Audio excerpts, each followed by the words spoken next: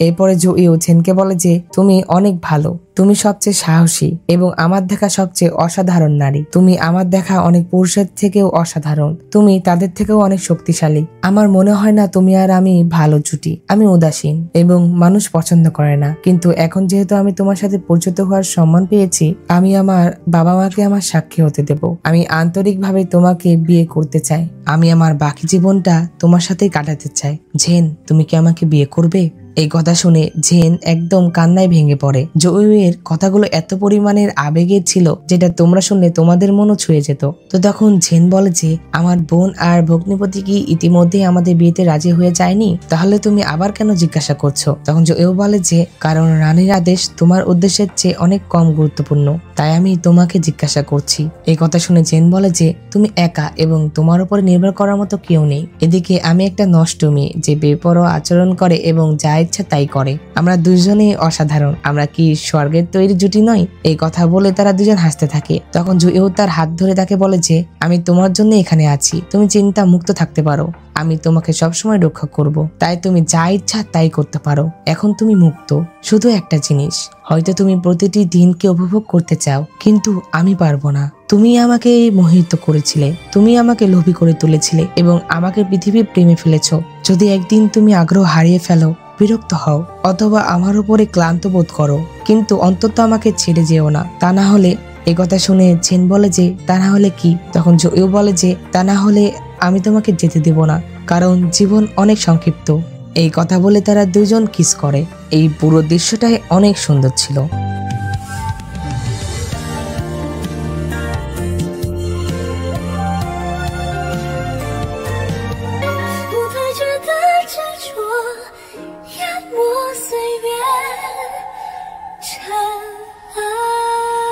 অন্যদিকে জুইউ আর মেইসি জেন আর লিউকে খুঁজছিল।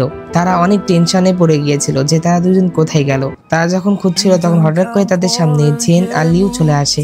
জুইউ জেনকে দেখে তাড়াতাড়ি করে তার কাছে যায় আর তাকে জড়িয়ে ধরে। তখন জুইউ জেনকে জড়িয়ে ধরে বলে যে 18 বছর আগে সেই তুষারপাত হচ্ছিল, আবার সেই আগুনও লেগে গিয়েছিল। আমি ভেবেছিলাম তুমি আমাকে ছেড়ে চলে গিয়েছো। তাদের এই ভালোবাসার দৃশ্যটা মেইসি আর লিউ দূর থেকে দেখে অনেক খুশি হচ্ছিল।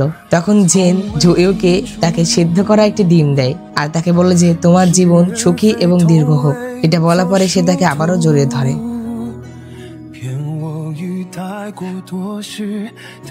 ক্যামেলিয়া ডিমন যখন তার সাথে পেরে ওঠে না, তখন সে তার জীবনে বাজি রেখে তার সাথে লড়াই করে, আর এর ফলস্বরূপ ক্যামেলিয়া ডিমন তার জীবন হারিয়ে ফেলে। অর্থাৎ সে ইওয়ান জেন আর জেনকে বাঁচাতে গিয়ে তার নিজের জীবন দিয়ে দিল। ইওয়ান জেন কিন্তু ক্যামেলিয়া ডিমনকে ভালোবাসতো, আর এইটা দেখে সে কান্নায় ভেঙে পড়ে। তো যাই হোক, আমরা জুইউ আর জেনকে দেখতে পাই তারা দুজন পাথরের ভিতরে আটকে পড়েছিল। চারপাশ থেকে সকল পাথরগুলো তাদের উপরে চাপ দিচ্ছিল। তখন জেন জুইউকে বলে যে তুমি কি এখানে আমার জন্য এসেছিলে? তখন জুইউ বলে যে আমি ভাবছি যে বাইরে এখন কি অবস্থা। তো সময় যত বাড়ছিল পাথরগুলো তাদেরকে ততই চাপা দিচ্ছিল। এক পর্যায়ে পাথরগুলো যখন অনেক কাছে চলে আসে, তখন জুইউ বলে যে আমি তোমাকে কখনোই কঠিন পরিস্থিতিতে ফেলবো না, তাই আমি কখনো আমার মনের কথা তোমাকে বলতে সাহস পাইনি। আমি দুঃখিত। আমি এই শহরে আসার পরে বুঝতে পারলাম আমি তোমার প্রেমে পড়ে গেছি, কিন্তু আমি ভয়কে নিজেকে আটকে রাখতে দিলাম। আমি তোমাকে আমার মনের কথা বলার সাহস পাইনি। তখন পাথরগুলো মাঝখানে কিছু ফাঁকা হয়, যেটা সুযোগে জুইউ জেনকে বাইরে পাঠিয়ে দেয় আর সে পাথরগুলোর ভেতরে চাপা পড়ে যায়।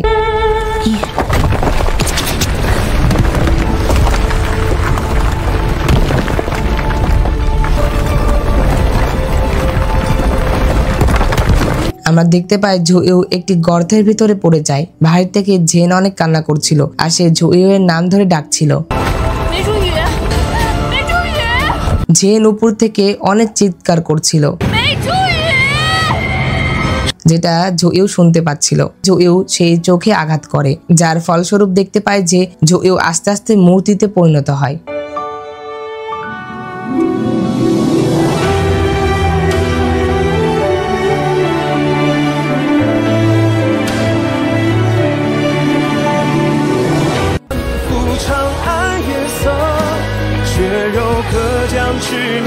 তো যাই হোক,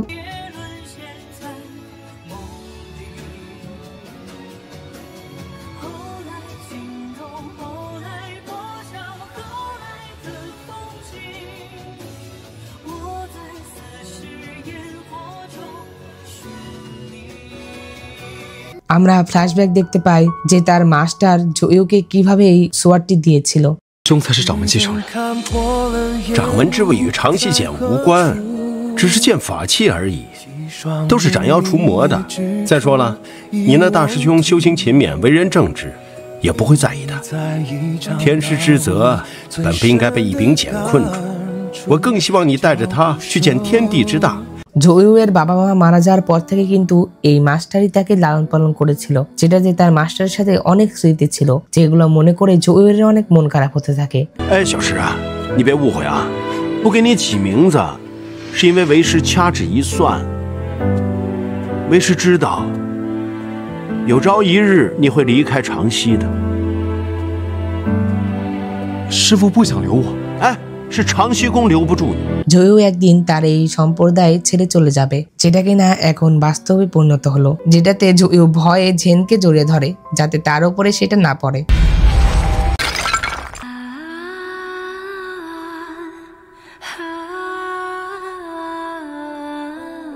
জেন যখন বাড়িতে আসে তখন জুইউ তাকে বলে যে তুমি ফিরে এসেছো, তোমার জন্য আমি ওয়াইন প্রস্তুত করে রেখেছি, তুমি জন্মদিনের জন্য যেটা এনেছিলে না সেটা এখনো আছে, চলো একসাথে খাই। তখন জেন আর জুইউ একসাথে বসে। জুইউ জেনকে আরো অনেক কথা বলছিল। জুইউ যখন কথা বলছিল তখন হঠাৎ করে জেন জুইউকে বলে যে চলো ডিভোর্স নিই।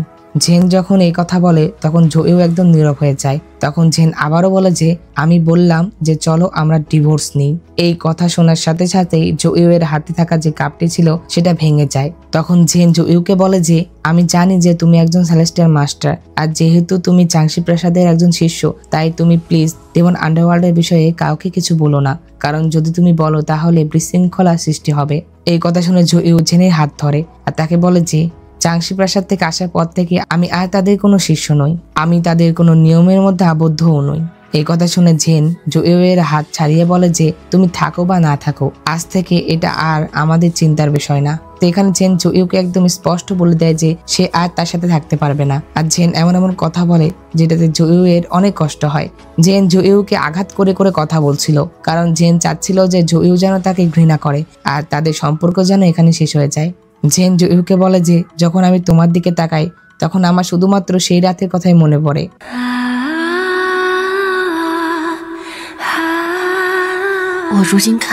সেই রাতে তোমার বাবা মাকে হত্যা করা হয়েছিল, যে তোমার বাবা মাকে মেরেছে সে আমার ভিতরে বাস করে, তুমি যদি আমাকে না মেরে ফেলো তাহলে তোমাকে প্রতিদিন তোমার শত্রুর মুখোমুখি হতে হবে। জেন বলে যে তোমার ভবিষ্যৎ উজ্জ্বল, অনেক মেয়ে আছে যারা তোমাকে পছন্দ করে, তুমি তাদেরকে বিয়ে করো, সন্তান লালন পালন করো আর সুখে জীবনযাপন করো। তখন জুইউ বলে যে আর তোমার কি হবে? তখন জেন বলে যে আমি একটি রাক্ষস, আমি অবশ্যই মজা করব এবং জীবন উপভোগ করব।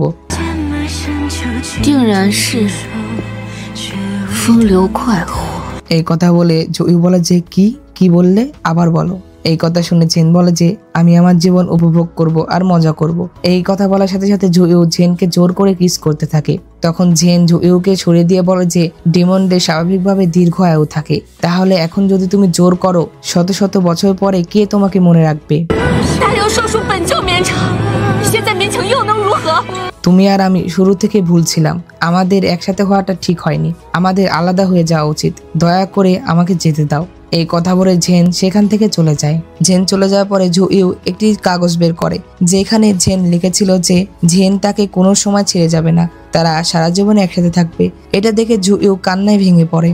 তো এই দৃশ্যগুলা প্রচন্ড পরিমাণের ইমোশনাল ছিল। জেন এগুলো ভেবে অনেক কষ্ট পাচ্ছিল, সে কান্না করছিল, কারণ শেষমেশ সে জুইউ এর সাথে থাকতে পারলো না। তো তখন জেন আরো বলে যে এখন আমার এই অর্ধদানব দেহটা আমার ক্ষমতা সহ্য করতে পারছে না, তাই আমার এই দেহ ত্যাগ করতে হবে এবং সম্পূর্ণ ডেমনে পরিণত হতে হবে। আর সম্পূর্ণ রাক্ষস হতে হলে আমার 100 বছর ধরে নির্জনে থাকতে হবে, অর্থাৎ 100 বছর ধরে কাল্টিভেশন করতে হবে। এই কথা শোনার পরে জুইউ তো একদম নীরব হয়ে যায়। সে বলে যে তুমি যতদিন নির্জনে থাকবে আমি অন্তত বিশ্বাস করি যে এর মধ্যে আমি মারা যাব। এই কথা শুনে জেন বলে যে হ্যাঁ। জুইউ বলে যে তুমি কি আমাকে এইভাবে শাস্তি দিবে তোমাকে হতাশ করার জন্য? এই কথা শুনে জেন একটু হেসে বলে যে আমি তোমার সাথে কথা বলেছি এবং খাবারও খেয়েছি এবং তোমার কথার উত্তরও দিয়েছি, তাই আমাকে আর বিরক্ত করো না। এই কথা বলে সে সেখান থেকে চলে আসে। এখানে জেন কিন্তু প্রচন্ড পরিমাণে কষ্ট পাচ্ছিল, কিন্তু সে এটা জুইউকে বুঝতে দিচ্ছিল না। সে তাকে বোঝাচ্ছিল সে তার কোনো চিন্তাই করে না, কিন্তু সে যখন নিচে আসে তখন তার বুকে অনেক ব্যথা হতে শুরু হয় আর সে অনেক কান্নাও করে। সে এত পরিমাণে কষ্ট পাচ্ছিল যেটাতে সে হাঁটতেই পারছিল না।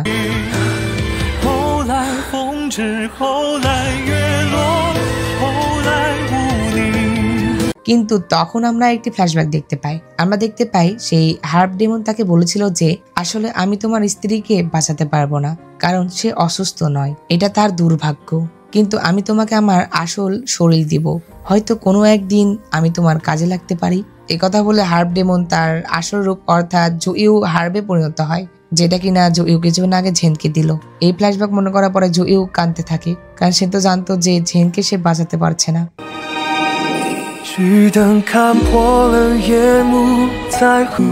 小天使，有一事我必须告知于你，你那个娘子，我救不了，她得的不是病，而是她的钱。我把我的原身赠予你。তো তখনই ক্যাটলর্ড তার মানব রূপে চলে আসে, যেটা কিনা জুইউ দেখছিল। তো এটাই ফর্মাল ক্যাটলর্ড ছিল। তখন ক্যাটলর্ড জুইউকে বলে যে তুমি কি? তো তখন আবার সেখানে ছোট জুইউ চলে আসে। ছোট জুইউ এসে এই ক্যাটলর্ডকে বাবা বলে ডাকে। এইটা দেখে বড় জুইউ একদম অবাক হয়ে যায়, আর সেটা বিশ্বাস করতে পারে না যে তার বাবাই আগেকার ক্যাটলর্ড ছিল।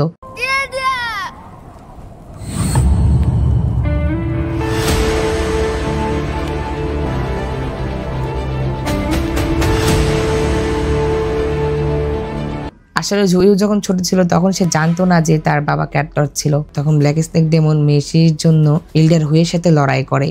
আর তখন ইল্ডার হুই বলে যে তুমি তো দেখছি একটা মর্টালকে তোমার ফ্রেন্ডও বানিয়ে নিয়েছো, আর তুমি এর জন্য আমার সাথে লড়াই করছো? তুমি কি মনে করো তুমি কি আমাকে হারাতে পারবে? এই কথা বলার পরে তারা দুইজন ফাইট শুরু করে দেয়। আমরা দেখতে পাই যে ইল্ডার হুই প্রচন্ড পরিমাণে শক্তিশালী হয়ে উঠেছিল, আর সে ব্ল্যাক স্নেক ডেমনকে অনেক নির্মম ভাবে আঘাত করতে থাকে। সে তার বুকে একের পর এক আঘাত করতে থাকে। সে তার ভিতরের হাড়ও ভেঙে ফেলেছিল, আর মেসি এটা দেখে অনেক কষ্ট পাচ্ছিল। ব্ল্যাক স্নেক ডেমনের অবস্থা অনেক খারাপ ছিল, সে আস্তে আস্তে মৃত্যুর পর্যায়ে চলে যাচ্ছিল। তখন ব্ল্যাক স্নেক ডেমন লিউকে বোন বলে ডাকে, আর তাকে বলে যে আমি ওই দিন কোনো দোষ করিনি, আমি কোনো দোষ করিনি। এই কথা বলে ব্ল্যাক স্নেক ডেমন এখানেই মারা যায়। এই যে দৃশ্যটা তোমাদেরকে আমি এত সহজে বর্ণনা করলাম না, এটা কিন্তু অতটাও সহজ ছিল না, কারণ এখানে প্রচুর কাহিনী বাদ আছে। আর যখন আমি এটার অরিজিনাল এপিসোড দেখেছিলাম তখন কিন্তু আমার চোখ দিয়ে পানি বের হয়ে গেছিল।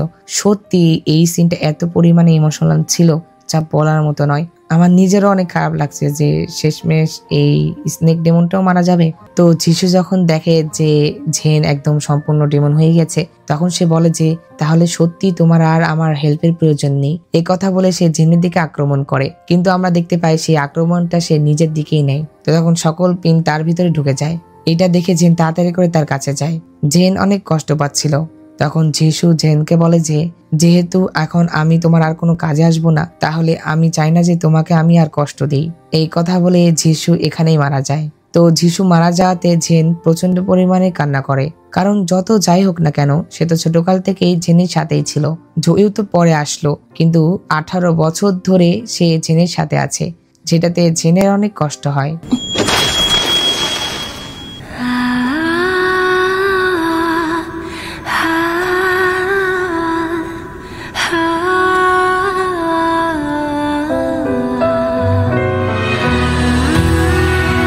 আর এই দুইটা মিশ্রিত পাওয়ার দিয়ে সে জুইউকে আঘাত করে।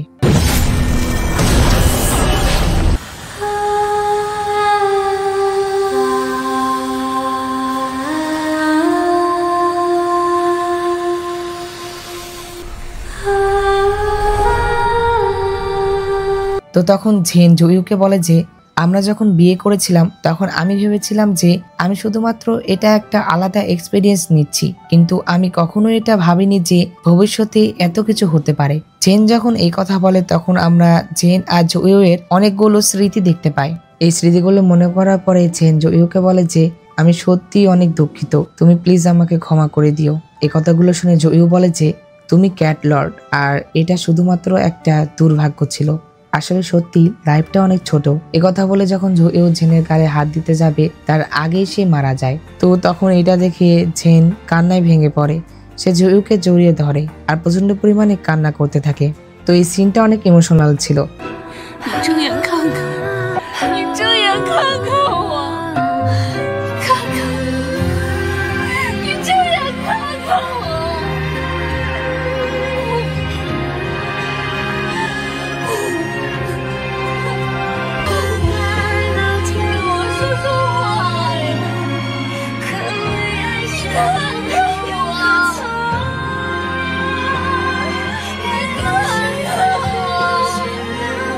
তো এখানেই এই ড্রামাটি শেষ হয়ে যায়। তো বন্ধুরা, ড্রামাটি তোমাদের কাছে কেমন লেগেছে আর এর কোন পার্টটি সব থেকে তোমাদের কাছে ভালো লেগেছে এটা অবশ্যই কমেন্টে জানিয়ে দাও।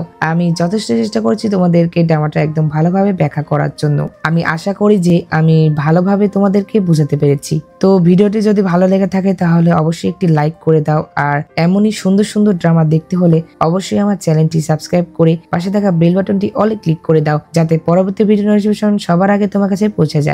আর তোমরা একটু বেশি বেশি করে সাপোর্ট করবে, কারণ যদি সাপোর্ট না করো তাহলে আমি এত কষ্ট করে এই ভিডিওগুলো বানাতে পারবো না। তো যাই হোক, দেখা হচ্ছে পরবর্তী এক্সপ্লেনে। সে পর্যন্ত আল্লাহ তাআলা তোমাদের ভালো রাখুক, সুস্থ রাখুক এই কামনা করে আজকের ভিডিও এখানে শেষ করছি। আল্লাহ হাফেজ।